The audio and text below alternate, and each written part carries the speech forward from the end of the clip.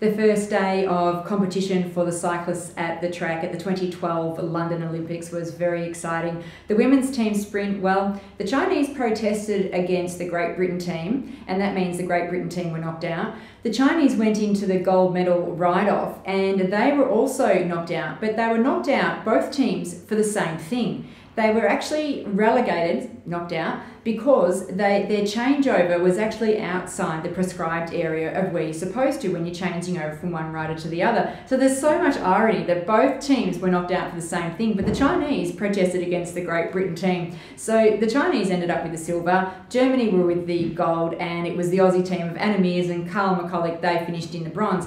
But also that team of the Aussies, well, Anna Meares and Carl McConnell, they obviously wanted to win gold. So watch out for Anna Meares. She'll want to redeem herself in her first competition back in the Keirin, and she'll also be up against Victoria Pendleton, who is a rival of hers, and well, she's disappointed because they didn't even get into a medal ride-off in the sprint. And also we saw the Great Britain team, they recorded a fantastic time and they qualified first in the men's team pursuit, and it was the Aussies who finished second. So in that medal ride-off, it's going to be very exciting over the weekend. And Chris Hoy, well, Sir Chris Hoy, he won the team sprint for the Great Britain team. So exciting to watch.